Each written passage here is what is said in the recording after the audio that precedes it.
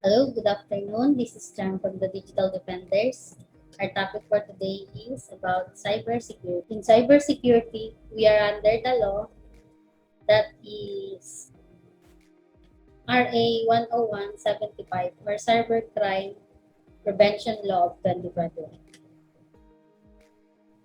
What is cybersecurity?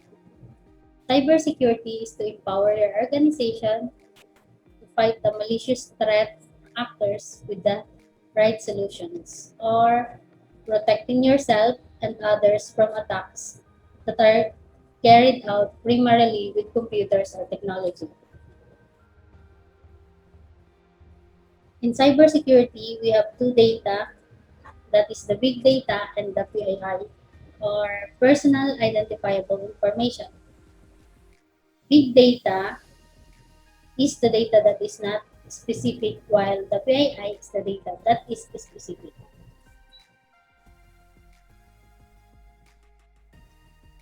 So every gadget we use is a security hazard that the attackers can manipulate.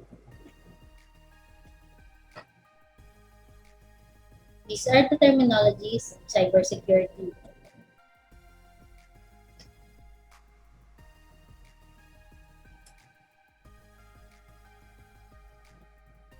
So the internet before is like this.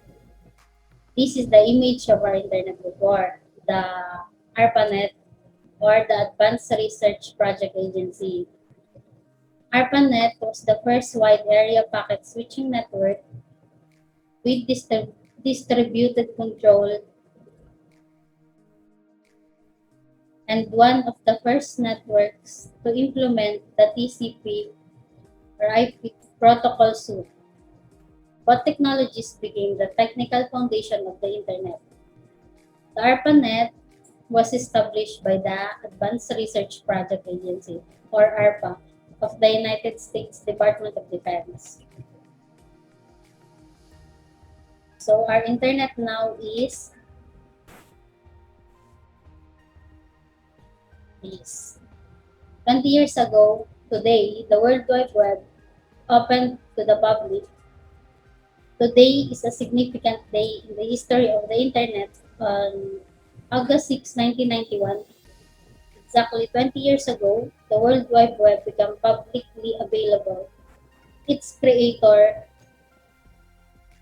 the now internationally known Tim Berners-Lee, posted a short summary of the project on the Alt Hypertext News Group and gave birth to a new technology which would fundamentally change the world as we knew it.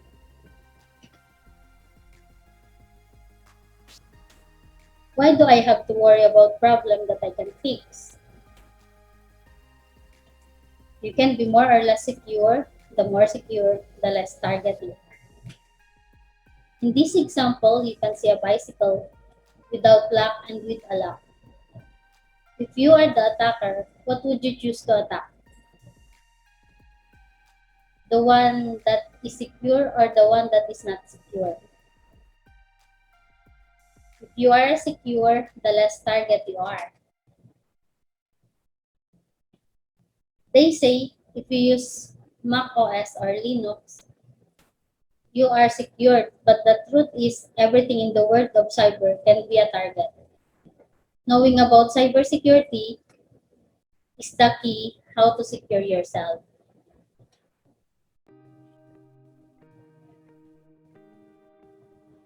So these are the types of hackers: the black hat, gray hat, and the white hat. Black hat hackers are criminals who break into computer networks with malicious intent. They may also release malware that destroys files, holds computers hostage, or steals password, credit card numbers, and other personal information.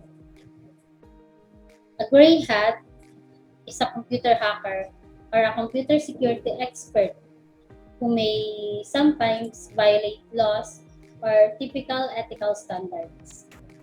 but does not have the malicious intent typically of a black hat hacker. White hat hackers, also referred to as ethical hackers, are cybersecurity specialists who test system security. The ethical hacker has permission to penetrate a system and expose its vulnerabilities. On the other hand, black hat doesn't. Moreover, black hats do so with malicious intentions, often driven by greed. That's why their actions are illegal and punishable by law. The ethical hackers are working inside the company. Cybersecurity has offense and defense. So the offense,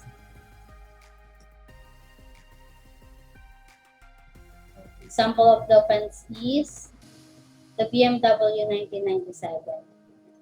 BMW 1997 create a BMW design website. Then after creating the design, when the user signed up and logged in the next morning, he found out that the car he designed was already running around his desktop. Then the Trojan horse. Trojan horse, or simply Trojan, is any malware which misleads users of its true intent. Trojans are generally spread by some form of social engineering. For example, where a user in delve into executing an email attachment disguised to appear not suspicious, or a routine form to be filled in, or by clicking on some fake advertisement on social media or anywhere else. Trojan may allow an attacker to access user personal information such as banking information, passwords, or personal identity. It can also delete a user's files or infect other devices connected to the network. Ransomware attacks are often carried out using a Trojan. Malware. Malware is any software intentionally designed to cause damage to a computer, server, client, or computer network. Malware does the damage after is implanted or introduced in some way into a target's computer and can take the form of executable code, scripts, active content, and other software. Banking schemers. The typical ATM schemers is a small device that fits over an existing reader. Card reader. Most of the time, the attackers will also place a hidden camera somewhere in the vicinity in order to record personal identification numbers or PINs used to access accounts.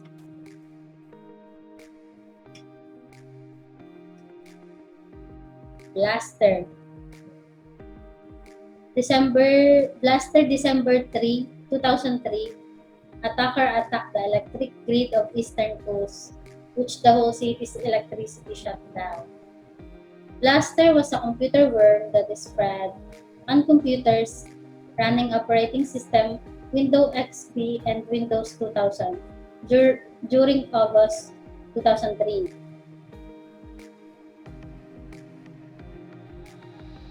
Another example is the I Love You virus that was spread before.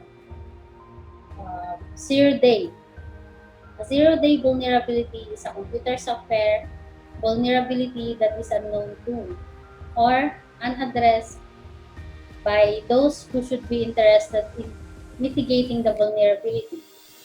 Until the vulnerability is mitigated, hackers can exploit it to adversely affect computer programs, data, additional computers, or a network. What is the common way people get hacked? Phishing emails and password sharing. These are the common ways why people get hacked. Sharing their passwords to others and clicking emails or replying to a message that they supposedly won 100,000 pesos. Internet of Things or IoT. The Internet of Things is simply a network of internet-connected objects able to collect and exchange data. It is commonly abbreviated as IoT. The word Internet of Things has two main parts. Internet being the backbone of connectivity and things meaning objects or devices. So, how would you secure your data? Emails, set secure passwords, OS and AP update,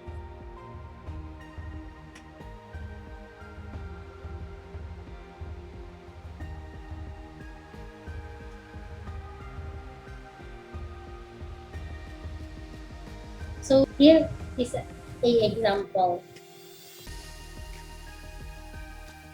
The black man is the attacker. For the trust boundaries, here is an example. The black man is the attacker and the red line go to a user. That user has the same password and username in Facebook, Instagram, Google, and Twitter. The attacker reaches your Facebook, he can get your other social media account. For you to be safe, make a different username and password in any social media account. But make sure to remember all your passwords and username.